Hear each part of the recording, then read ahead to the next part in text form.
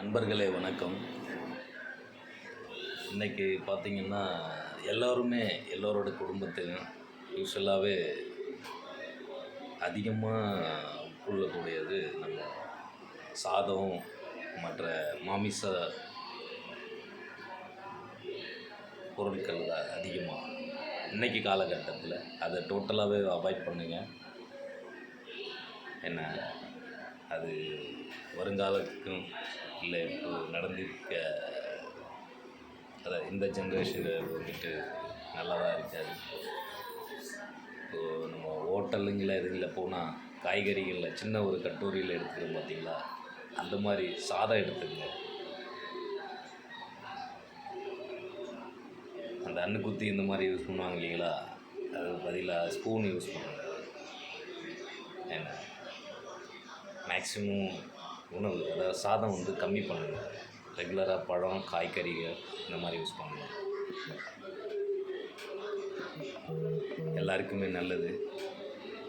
இது வந்து உடம்புக்கும் நோய் எதிர்ப்பு சக்தியும் உண்டாக்கும். மெயினாக காய்கறிகளை யூஸ் பண்ணுங்கள்.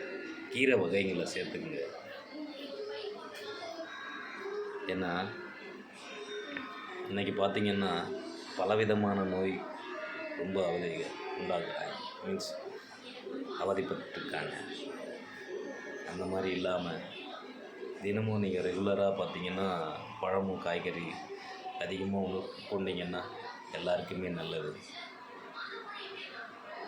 ஏன்னா இப்போ பாருங்கன்னா ஆரஞ்சு, இது மரவள்ளிக்கிழங்கு, பீட்ரூட்டு, இது பார்த்திங்கன்னா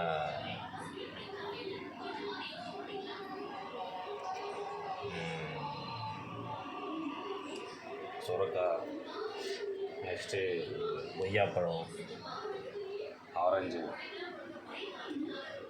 அதே மாதிரி காலை நேரங்களில் நீங்கள் முட்டையெல்லாம் வந்துட்டு நிறைய எடுத்துக்கலாம். கீரை வகைங்க எஸ்பெஷலி நிறைய சேர்த்துக்க ட்ரை பண்ணுங்கள். அதாவது வரக்கூடிய காலங்களில் பலவிதமான டிசீஸ், இந்த மாதிரி நோய்களுக்கு எதிர்ப்பு சக்தி அதிகமாக உண்டாகும். ஸோ ப்ளீஸ், என்னோடய அட்வைஸ் என்னென்னா பழங்கள், காய்கறிகள் நிறைய எடுத்துங்க. எல்லாருக்கும் இது பண்ணுங்கள். கீரை வகைங்க ரெகுலராக யூஸ் பண்ண ட்ரை பண்ணுங்கள். சாதம் வந்து டோட்டலி அவாய்ட் பண்ணுறது நல்லது. அப்போவும் நமக்கு முதல்ல அதாவது நமக்கு ஹேபிச்சுவல் ஆனதுனால, பழக்கப்பட்டதுனால வேண்டி கொஞ்சம் எடுத்துக்கணும். காய்கறிங்களை சின்ன ஒரு கட்டோரியில் எடுத்துக்கிட்ட மாதிரி இன்றைக்கி சாதம் எடுத்துக்கோங்க. காய்கறிகள் ஜாஸ்தி எடுத்துக்கங்க. கீரை வகைங்க எஸ்பெஷலி நல்லா சாப்பிடுங்க. எல்லாருக்குமே நல்லது. நன்றி, வணக்கம்.